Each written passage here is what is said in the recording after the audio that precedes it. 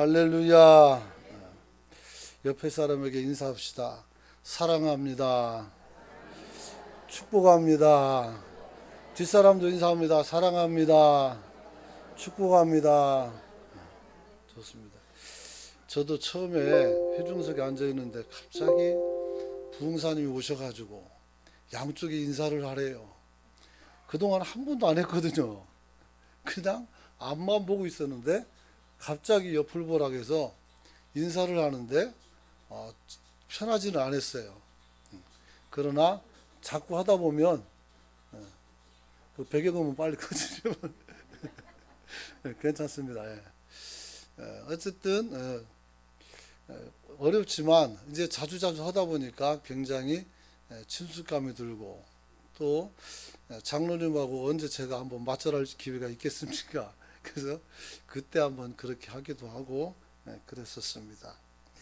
하나님께서 세우신 기관이 둘 있죠. 하나는 가정이요, 하나는 교회입니다. 하나님께서 가정을 세운 것은 인간을 만드시고 아담과 이브를 한 가족으로 묶어주셨기 때문입니다. 그리고 교회를 만드신 것은 이 교회를 통해서 하나님이 어떻게 일하는지를 우리에게 알려주시기 위해서 가정과 교회를 세운 줄로 믿으시기 바랍니다. 그리고 이 세상에서 가장 사회의 기초 단위가 있다면 그것은 바로 가정입니다. 가정이 모여서 불악이 되고 그 불악이 모여서 리가 되고 구가 되고 그 다음에 시가 되는 것이고 국가가 되는 것입니다. 그러므로 가정은 이 세계를 지탱하는, 이 나라를 지탱하는 가장 기본 개념의 사회라 이렇게 이야기할 수도 있는 것입니다. 그러므로 가정이 무너지면 사회가 무너지고 또 사회가 무너지면 국가도 무너지는 것입니다. 인류의 그 흥망성쇠를 보게 되면 결국은 가정이 무너집니다. 망할 때. 왜 가정이 무너집니까? 사회가 도덕적으로 타락하기 때문입니다. 그래서 세상에 도덕적으로 타락하는 그 가정의 모습을 본받지 말고 저와 여러분들의 가정은 하나님 앞에 건강한 가정을 만들어가는 성도가 되시길 축원합니다. 현대인에게 있어서 최대 위기가 있다면 개인의 위기가 아니라 가정의 위기입니다. 개인은 힘들고 어려울 때 가정이 건강하면 나를 붙잡아서 세워줄 수 있기 때문입니다. 또 교회가 건강해야 됩니다. 세상이 어지러울 때 교회는 그들의 버팀목이 되어줄 수가 있는 것입니다. 그런데 사람들이 교회를 개념을 자꾸 왜곡을 시킵니다. 그래서 그런 일을 하지 못하도록 하는 거예요. 그래서 교회가 빛을 잃어가는 것 같지만 그러나 아무리 어두운 곳에 가둬놓는다 할지라도 빛은 발하게 되어 있는 것입니다. 여러분들이 빛을 발하는 성도가 되시길 축원합니다. 노벨 수상자인 솔제니친이 공산주의 국가들의 붕괴된 원인은 분명하고 단순하다 그랬어요. 그들은 가정과 교회를 과소평가했다 그래요. 결국 가정과 교회가 건재한 러시아는 공산주의가 무너지게 됩니다. 그러나 가정과 교회가 파괴된 북한은 가장 극악한 모습으로 현재도 유지되고 있습니다. 중국도 교회를 부수기 시작했습니다. 그래서 여러분들이 영상에 들어가면 중국 교회 십자가를 띄고 교회를 허무는 공화들이 나와서 하는 그런 영상들을 여러분들도 볼 수가 있을 것입니다. 여러분,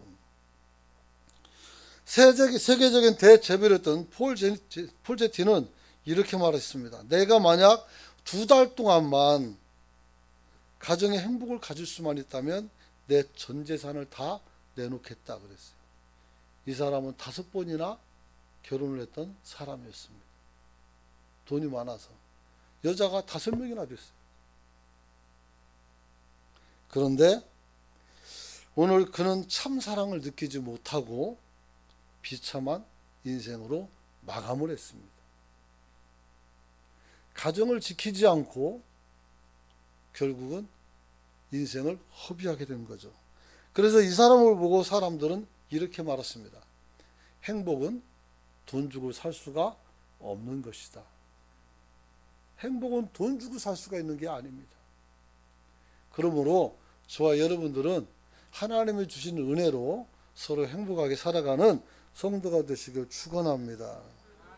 여러분, 이런 가운데 오늘날 가정은 위기를 겪고 있습니다. 여러분의 가정은 안전하십니까? 네, 감사합니다. 대답 아무도 안 하면 힘들 뻔했는데 해주셔서 너무 감사합니다. 네, 여러분, 가장이 건실하고 자녀들이 건실하고 아내가 어떻게 건실하면 됩니다. 그러면 그 가정은 힘이 있습니다. 그 가정은 어떤 상황에서도 결코 쓰러지지 않습니다. 우리 황기승 집사님이 앞에 와서 앉아 계시죠. 우리 집사님이 아프셔요. 다 아는 사실이죠. 여러분이 기도했으니까.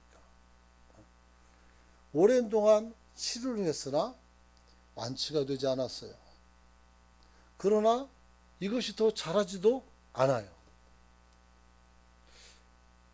왜 그랬을까 생각해 보니까 온 가족이 저 할머니를 너무너무 사랑하고 너무너무 잘 돌보고 계셔요. 그래서 한 가족이 똘똘 뭉쳐서 이 어려움을 헤쳐나가는 거예요. 이런 가정이 좋은 가정이에요. 무슨 일만 있으면 내도 그럴 줄 알았다 너. 그러니까 망하지. 아는 척하지 마. 형제간에도 이렇게 말하면 이게 콩가루 집안이라는 거예요. 그래서는 안 됩니다. 사랑하는 성도 여러분, 오늘날 가정이 해체되는 모습을 보며 교회 목회자들은 굉장한 딜레마에 빠져 있습니다. 어떻게 대처해야 할 것인가? 여러분들에게 말 못할 여러 가지 많은 상황들이 제 앞에 있습니다. 어떻게 답을 줘야 될까? 아플 때 어떻게 신방을 가야 될까? 정말 어렵습니다. 하지만 아무리 그래도 가정은 온 세상 사람들에게 공통적으로 소중하고 귀한 공동체이며 내 원 고향이 거긴 줄로 믿으시기 바랍니다. 가정이 원 고향이에요. 원 고향. 여러분, 그러므로 우리는 주님 앞에서 건강한 가정을 만들어갈 수 있기를 축원합니다. 실존주의 철학자인 쇼펜하우어는 그의 행복론에서 네 가지 요소를 이야기합니다. 네 가지를 갖춰야 행복하다 이렇게 말합니다. 첫째가 명령한 정서, 두 번째는 적당한 부요함, 세 번째는 만족하는 생활, 네 번째는 건강 이렇게 말합니다. 여기서 하나가 빠졌습니다. 건강한 믿음이 있어야 돼요. 할렐루야. 어떤 어려움이 있어도 우리는 한 믿음 안에서 서로 뭉칠 수 있고 우리가 하나로서 기도할 수가 있습니다. 형제지간도 대화가 안 될 때는 모임을 하면 안 돼요. 하지만 우리가 같이 믿는다면 각각의 자리에서 무릎을 꿇고 기도하는 겁니다. 하나님이 같은 하나님이시니 우리 마음을 감동하여 화목하게 만들어갈 줄 믿으시기 바랍니다. 신앙이 굉장히 중요합니다. 여러분, 사람의 행복은 건강한 가정을 가질 때 비로소 시작되는 것입니다. 그런데 오늘 본문을 보면 믿음의 조상의 아들인 이삭, 그 아들인 야곱의 때에서 가정의 위기가 찾아옵니다. 오늘 우리가 너무나 잘 아는 요셉 이야기가 오늘 본문에 있는 이야기입니다. 여러분이 알다시피 요셉은 부유한 아버지 밑에서 사랑을 독차지하며 살았습니다. 많은 하인들을 부렸고 아버지의 사랑을 받고 살았습니다. 다른 형제보다 이 요셉은 더 많은 사랑을 받았습니다. 왜냐하면 부인이 둘인데 야곱이 사랑했던 여인은 둘째 부인인 라헬이었기 때문입니다. 그리고 그의 큰 아들이 요셉이었어요. 그래서 요셉을 각별히 사랑했어요. 그런데 바로 이러한 편애가 이 가정의 비극을 만듭니다. 여러분, 오늘 저와 여러분들은 자녀들을 골고루 잘 사랑해 줄 수 있기를 축원합니다. 저는 궁금했습니다. 우리 7남매인데 어머니께 물었어요. 엄마, 왜? 우리 형제 중에 누굴 제일 사랑해요? 물어봐요. 그러면 너, 그러면 좋잖아요. 안 그러셔요. 10손가락 깨물어봐라. 안 아픈 손가락이 있는가? 나도 알죠, 그거. 근데 그냥 해주면 안 되나요? 안 하시고 끝끝내 물을 때마다 계속 그 말씀 하셔요. 왜 그랬을까? 더 사랑하고 이쁘지만 다른 자녀들도 생각하는 거 아니겠습니까? 장성해도 부모의 사랑은 따뜻하고 좋기만 합니다. 물론 어머니는 천국에 가셨습니다. 아버지도 그렇죠. 장모님도 가셨습니다. 자녀는 하나 남았는데 좀 걱정이 많습니다. 기도를 많이 하고 해야 되겠죠. 여러분, 그러므로 요셉은 하루아침에 가정의 불화로 말미암아 형들에게 인신매매를 당합니다. 자기를 잡아서 애굽으로 가는 상인들에게 팔아버렸어요. 이 기가 막힌 일 아니겠습니까? 사실은 이거보다 더 기가 막힌 일이 있었어요. 뭐냐면 이 요셉을 보고 형제들이 아버지에 대한 분노, 차별에 대한 분노를 가지고 그를 잡아서 죽이려고 했어요. 그를 잡아 죽이려고 했을 때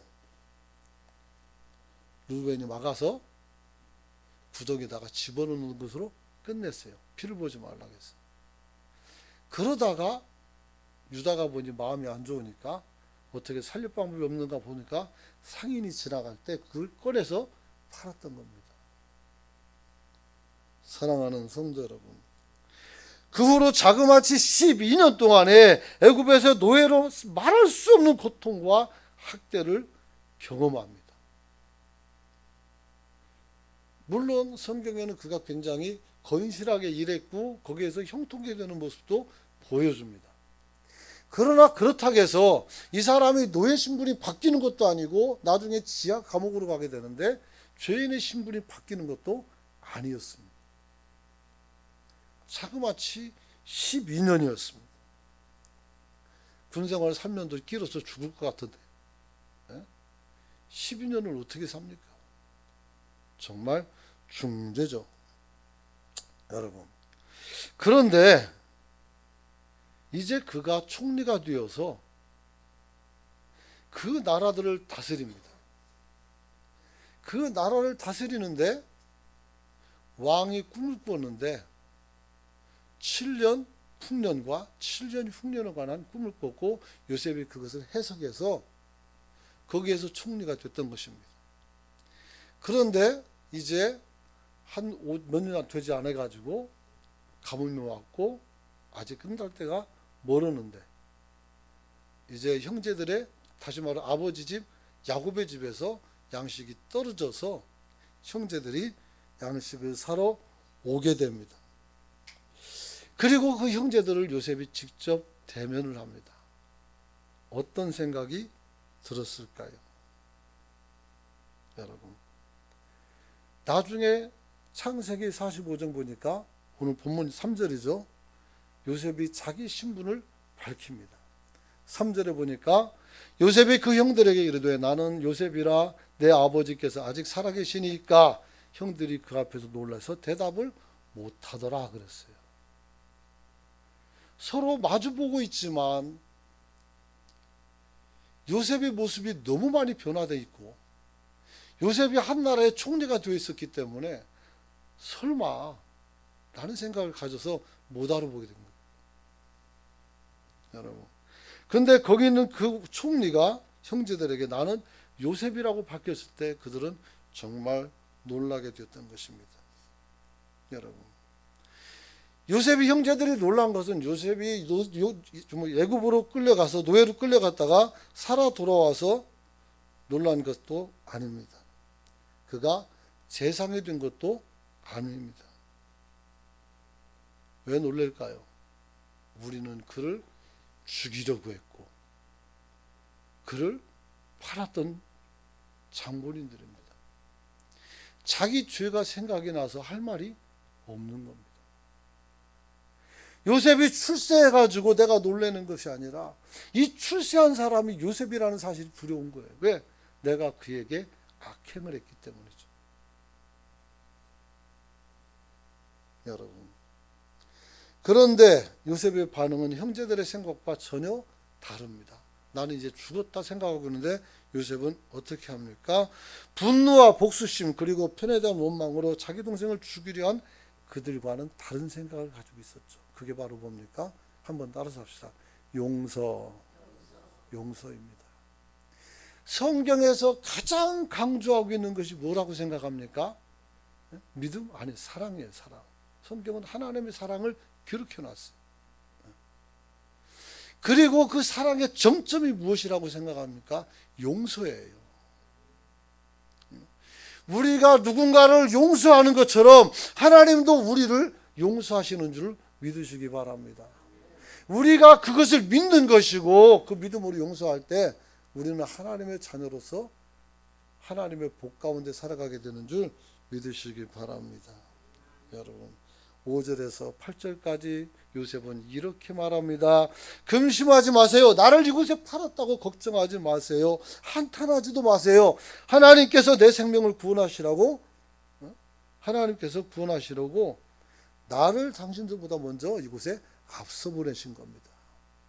당신들을 돕기 위해서 우리 가정을 지키기 위해서 하나님이 나를 먼저 보냈다는 것입니다. 여러분 그래서 7절은 말합니다. 하나님의 큰 구원으로 당신들의 생명을 보존하고 당신들의 후손을 세상에 두시려고 나를 당신들보다 먼저 보내셨다 이렇게 말씀합니다. 우리 8절은 같이 한번 읽어봅니다. 시작. 그런즉 나를 이리로 보낸 이는 당신들이 아니요 하나님이시라. 하나님이 나를 바로에게 아버지로 삼으시고 그 온 집이 주로 삼으시며 애굽 온 땅의 통치자로 삼으셨나이다. 할렐루야. 여러분 나를 이리로 보낸 것은 당신들이 아니라는 거예요. 너희들이 어떤 생각을 가지고 나를 힘들게 하고 나를 팔아먹었다 할지라도 하나님은 그걸 사용해서 나와 너를 함께 다 살리는 것입니다. 이것이 바로 합력하여 선을 이루는 하나님의 은혜인 줄로 믿으시기 바랍니다. 형제들 보면 다 좋은 형제가 있는 건 아니에요. 꼭 속색이는 게 하나가 있어요. 아 저것만 없으면 우리 집안이 안 망해도 되는데 그런 사람이 꼭 있단 말이에요. 그래도 어떡합니까? 내 형제인 걸 피는 물보다 진하다고 화는 나지만 받아들일 수밖에 없는 거죠. 그래서 가족이 좋은 거 아니겠습니까? 여러분 오늘 우리 가정도 여러분의 가정도 우리와 관계가 있는 모든 주변 사람들의 가정도 오늘 이 요셉의 가정처럼 회복이 되는 역사가 있기를 원합니다. 캐캐 묵은 감정은 좀 내려놓으세요. 얼마나 사람의 심지가 굳은지 섭섭하면 막 20년이 지났는데도 기억하고 있어요. 다른 건 다 잊으면서 왜 그런 건 기억하는지 모르겠어요. 그런 건 좀 빨리 잊어버리고 좋은 것만 기억하는 저와 여러분이 되시길 축원합니다. 그래서 요셉은 자신을 팔아버린 형제들에게 어떻게 복수하지 않았어요. 어떻게 하면 이럴 수가 있을까요? 첫 번째는 가족 간의 상처를 주고받았다 할지라도 원한을 품고 살지 마시기를 축원합니다. 그것은 나와 나의 가족에 전혀 도움이 되지 않는다는 사실을 여러분이 깨닫기를 축원합니다. 성질 내봤자 아무 의미가 없어요. 아무 의미가. 그래서 어떻게 돼요? 용서하고 살아야 돼요. 요셉이 하나님을 끝까지 신뢰하며 성실하고 충성되게 살아갈 수 있는 비결은 형들이 자기를 죽이려 하고 팔았지만 거기에 연연하지 아니하고, 비결은 원한을 품지 않고 내게 주어진 환경에서 최선을 다하는 삶을 살아간 줄로 믿으시기 바랍니다. 여러분, 원한을 품지 않았기 때문에 주어진 환경 속에서 충실히 살 수 있었던 것이죠. 그럴 때 하나님이 복을 주어서 보디발의 집에 갔을 때 그 집을 관장하는 총무가 돼요. 재산을 관리하는 노예가 됐단 말이에요. 그 부인이 유혹했을 때도 알몸으로 도망갔지만, 감옥에 들어가게 됐지만, 또 거기서도 성실하게 원망하지 말고 정말 자기 할 일을 하니까, 우리 지금 말하면 죄수 중에 죄수를 대표하는 반장 같은 그런 일을 한단 말이에요. 자기도 죄수인데 다른 죄수를 돌볼 수 있게 됐단 말입니다. 그래서 모든 죄수들을 만날 수 있게 되었고, 그 중에서 나중에 떡과는 장과 술과는 장을 만나서 그 사람들의 꿈을 풀어줌으로써 떡과는 장은 죽을 거고 술과는 장은 살 것을 얘기해 주죠. 그러면서 부탁을 합니다. 네가 나가거든 나를 기억해서 나를 여기서 건져내 달라고. 요셉도 거기가 좋은 환경이 아닌 것은 알고 있었어요. 거기서 뭐 현 생활에 만족하고 그게 없었단 말입니다. 자기도 나가고 싶었어요. 그래서 살게 될 사람에게 그 부탁을 했지만 막상 나가자마자 마음이 변해서 까맣게 잊어버리게 됐죠. 그러다 왕이 꿈을 꿉니다. 벼이삭이 아주 툴신투실한 게 7개가 나왔어요. 근데 잠시 후에 빼짝 마른 쭉쟁이가 이걸 다 잡아먹는 거예요. 소도 마찬가지로. 그래서 이 꿈을 해석해 달라니까 아무도 못하는 거예요. 그래서 그때 술관원장이 요셉을 생각하고 왕에게 천고해서 그걸 해석을 합니다. 7년 동안 풍년이 들고 7년 후에는 흉년이 7년 들 것이다. 그러니까 너는 곡식을 창고를 짓고 만들어 놔서 저장했다가 이것을 가지고 나라를 평탄케 하라는 얘기를 합니다. 그러니까 왕이 그럼 네가 해. 네가 앞으로 쓰니까 네가 잘할 수 있겠네. 네가 해라. 그래가지고 총리가 되어서 오늘 본문에 보면 왕이 그를 아버지처럼 따랐다고 했어요. 비록 계급은 낮고 신분은 낮을지라도 성실하면 힘 있는 사람들이 여러분들을 아버지처럼 믿고 따르게 되는 줄 믿으시기 바랍니다. 그런 거죠. 그런 거죠. 우리 교회 장로님들의 말씀이 참 좋습니다. 한 번씩 말씀할 때마다. 그러니 믿고 같이 갈 수 있는 것이죠. 여러분들도 서로가 그런 가정을 만들어 갈 수 있기를 축원합니다. 축원합니다. 그래서 요셉을 만난 그 형들이 들어올 때 이렇게 말합니다. 당신들이 나를 이곳에 팔았다고 근심하지 마세요. 하나님의 생명을 구원하시려고 나를 당신보다 먼저 여기에 보냈나이다. 할렐루야. 하나님이 사람을 만드신 목적이 뭐라고 말했어요? 생육하고 번성하면서 이 땅을 다스리는 것입니다. 할렐루야. 이 땅을 다스리는 것 중에 하나가 뭐냐면 하나님을 모르는 백성들을 구원하여 살려내는 것인 줄로 믿으시기 바랍니다. 그래서 이 전도의 사명은 나만 갖고 있는 것이 아니라 우리 모두가 갖게 된 것인 줄로 믿으시길 바랍니다. 여러분, 중요한 것은 요셉은 원수를 미워할 그 시간에 꿈을 갖고 하나님을 더욱 신뢰하며 바라봤고 더 성실하게 살았던 것입니다. 어떻게 모든 것을 내려놓고 살 수 있을까요? 어떻게 원망 안 할 수 있을까요? 용서하면 됩니다. 할렐루야. 용서하면 되는 거예요. 여러분, 나에게 상처를 준 가족을 원망하지 말고 그들의 행위 속에 담겨진 하나님의 주권적 역사를 살필 수 있기를 축원합니다. 그렇죠.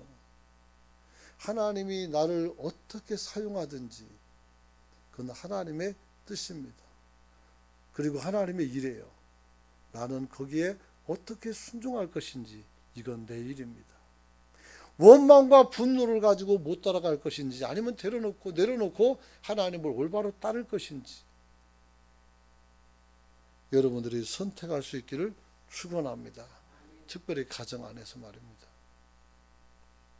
두 번째는 가족 간에 잘못이 있다면 뉘우치고 용서하며 반성하며 용서를 구하여 서로 원한이 없도록 여러분들이 살아갈 수 있기를 축원합니다.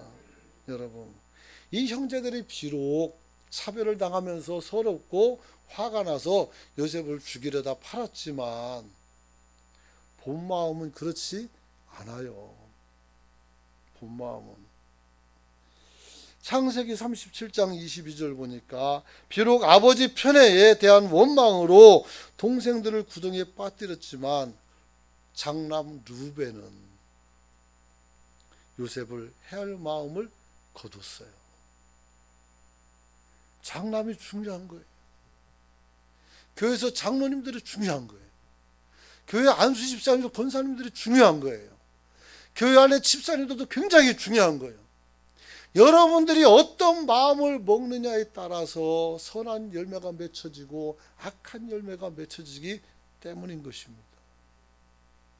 여러분, 창세기 37장 22절에 보니까 루벤이 또 그들에게 이르되 피를 흘리지 말라, 그를 광야 구덩이에 던지고 손을 그에게 대지 말라 하니 그래요. 그러면서 해설이 써있죠. 이는 그가 요셉을 그들의 손에서 구출하여 그의 아버지에게로 돌려보려고 함이로라. 할렐루야. 네. 그래서 이 구덩이에 집어넣은 것은 다른 형제들의 분노를 치환시킨 거예요. 바꾸는 거예요. 그래서 구덩이에다 집어넣은 거예요. 그리고 아이들을 다른 동생을 다독이고 얘를 끄집어내서 집으로 보낼 생각했던 것이죠. 그런데 잠깐 돌아와 보니까 어떻게 됐어요? 창세기 37장 29절에 보면 르우벤이 돌아와 구덩이를 이르러 본즉 거기 요셉이 없는 것을 보게 됩니다. 그래서 옷을 찢습니다. 그리고 30절 말씀에 같이 한번 읽어봅니다. 시작.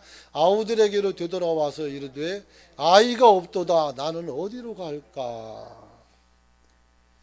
이제 맏형으로서 동생을 지키지 못했다는 책임감과 아픔을 토로하는 거죠.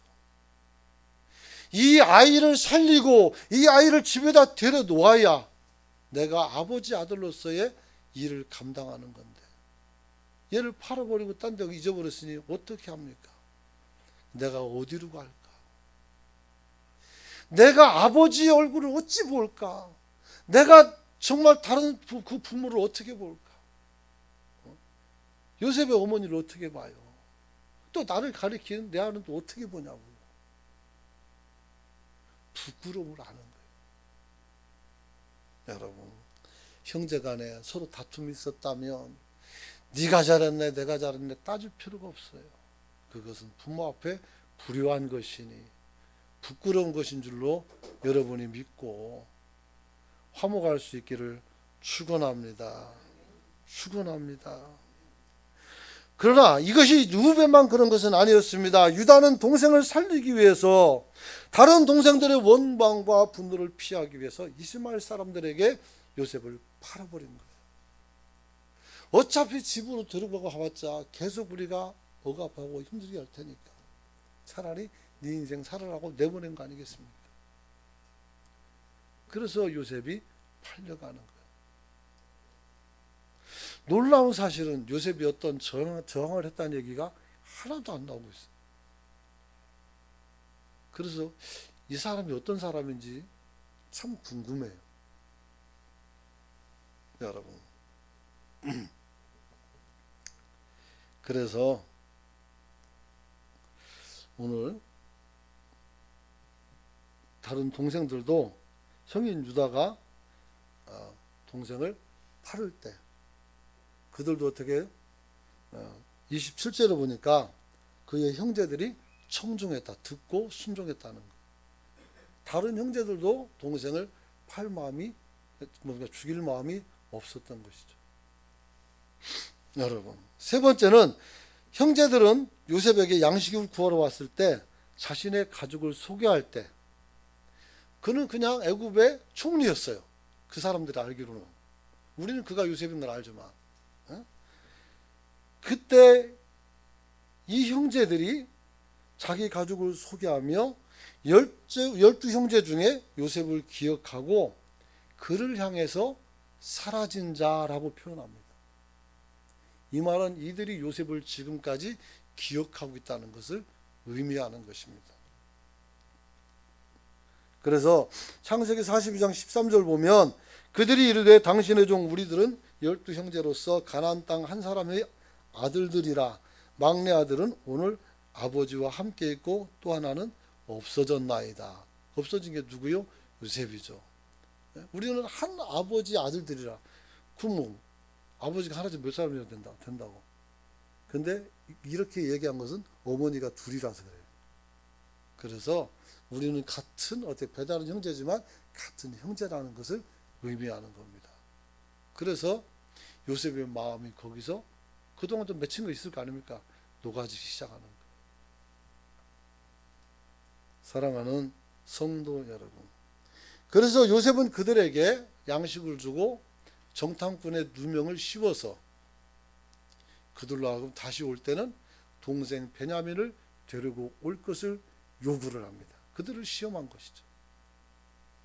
그때 루벤은 오늘 그 아버지가 동생 베냐민을 데려간다는 것을 굳고 말리면서 이렇게 말합니다.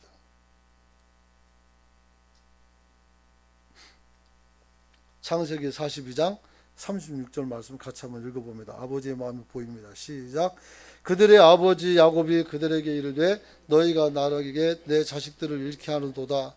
요셉도 없어졌고 시몬도 없어졌거늘 베냐민을 또 뺏어가고자 하니 이는 다 나를 해롭게 함이로다. 너네들 자꾸 왜 자꾸 내 라헬스타인한 그 형제를 자꾸 없애냐 이 말이에요. 자꾸. 그래서 이제 나는 전부 다 좋은 것이 없다 이렇게 말할 때 루벤이 뭐라고 말합니까? 아버지에게 약속합니다. 37절에 보니까 이르되 내가 그를 아버지께로 데려오고 오지 아니하거든 내 두 아들을 죽이소서 이렇게 말합니다. 그를 내 손에 맡기세요. 내가 그를 아버지께로 데리고 돌아오겠습니다. 내 두 자식을 죽이라고 말합니다. 내게도 자식은 중요한 거예요. 그런데 그 자식의 생명을 걸고 오늘 그 베냐민을 데리고 오게 됩니다. 여러분, 그래서 어떻게 돼요? 용서하고 화목하게 된 줄로 믿으시기 바랍니다. 그러면 우리는 왜 용서를 못할까요?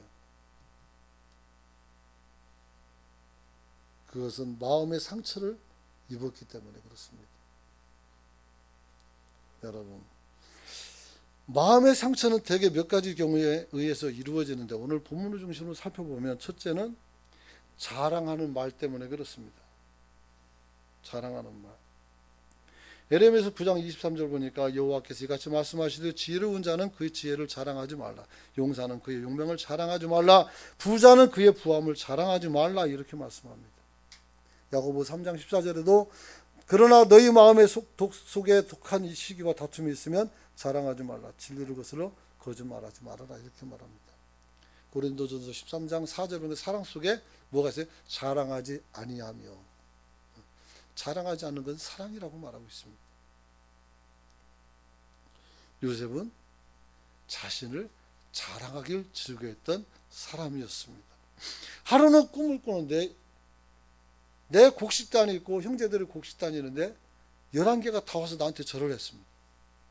이번에는 해와 달이 그리고 또 11개 별이 내 별을 향해서 절을 했다는 거예요. 그때마다 성경 끝맺으면 그들이 어떻게 미워하더라, 미우더라 이런 말이 나옵니다. 그래서 그를 더욱 미워했다 이런 말이 나옵니다. 그를 더욱 미워했다. 여러분, 자랑하면 안 됩니다. 자랑하지 말고 있는 그대로만 보도록 여러분이 하시길 축원합니다. 둘째는 비교하는 칭찬입니다. 야곱은 사랑하는 라헬의 소생인 요셉과 베냐민을 더 각별하게 대함으로써 다른 형제들에게 시기의 대상이 되게 했습니다. 창세기 37장 3절에 보면 요셉은 노년에 얻은 아들이므로 이스라엘이 여러 아들보다 그를 더 사랑하고 그를 위해서 채색 옷을 지워 입혔다 그랬어요. 그 4절에 보니까 37장 4절 보니까 그의 형들이 아버지가 형들보다 그를 더 사랑함을 보고 미워하여 그에게 편안히 말하지 못하는 지경이 되었다. 편하게 말하지 못한다는 얘기는 얘가 자꾸 내 말을 전하는 거예요. 그래서 우리가 말하는 고변하는 것이죠. 고자질하는 것이죠.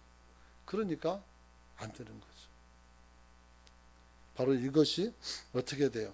비교하고 칭찬하고 편애하는 것이 이 가정의 비극의 시작이에요. 갈등의 시점인 것입니다. 그러므로 저는 저희 어머니가 열 손가락 깨물으면 다 아프다는 말씀이 참으로 지혜로운 말씀이었구나 하는 것을 제가 새롭게 알게 되었습니다. 세 번째는 함부로 하는 말입니다.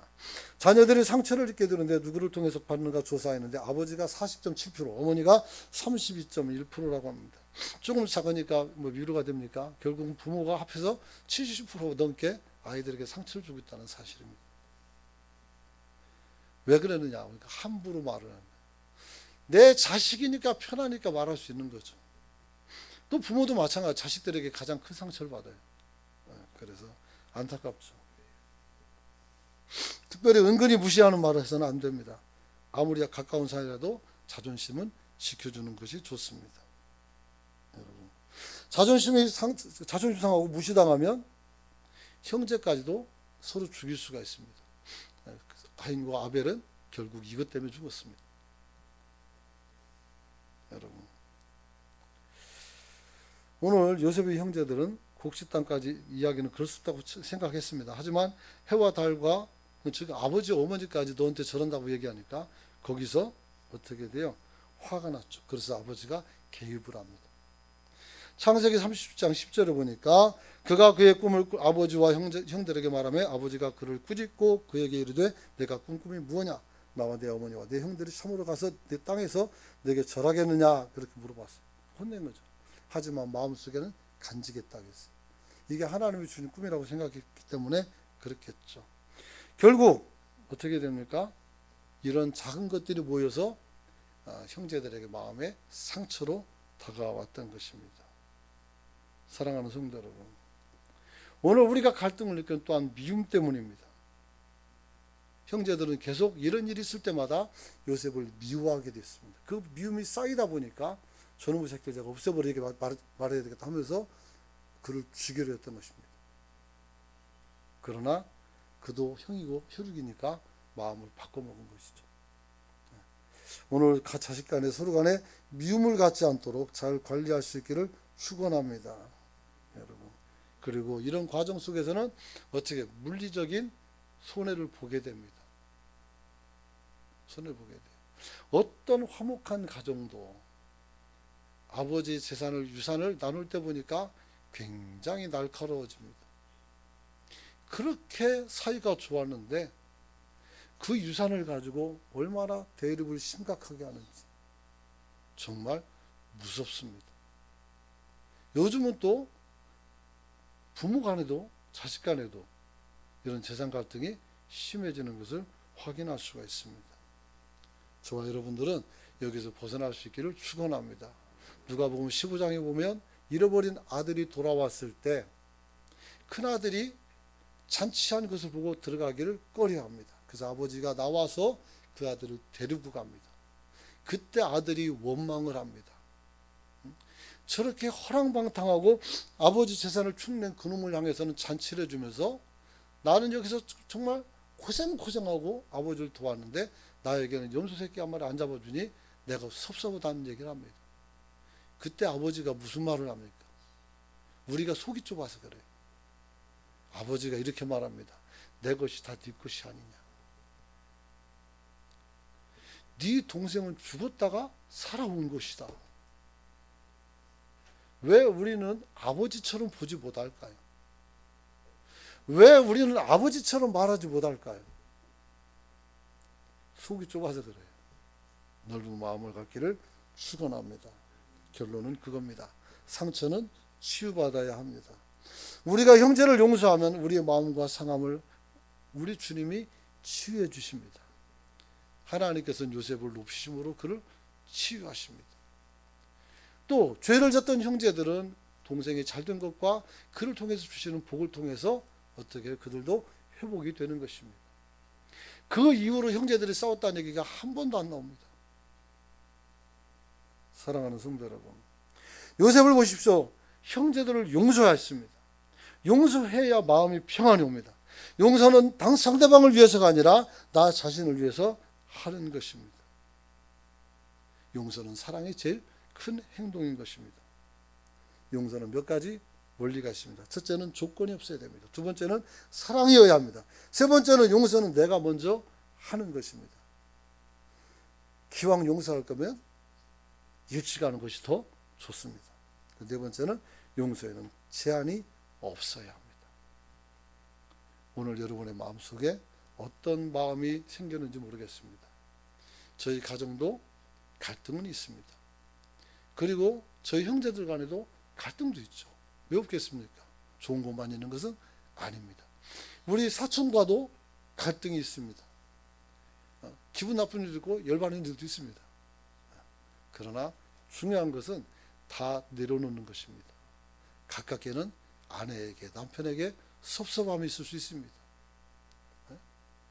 아내들은 더욱이 남편에 대해서 많이 더 섭섭하는 것 같습니다. 그걸 끄집어 안고 살면 여러분만 손해입니다. 오늘 내려놓고 용서하십시오. 같이 주여 외치고 통성으로 기도할 때 내 안에 있는 아픔이나 고단함은 주님께 맡기고 다 용서하겠노라는 진실한 고백을 하나님께 드리길 원합니다. 주여 외치고 통성으로 기도합니다. 주여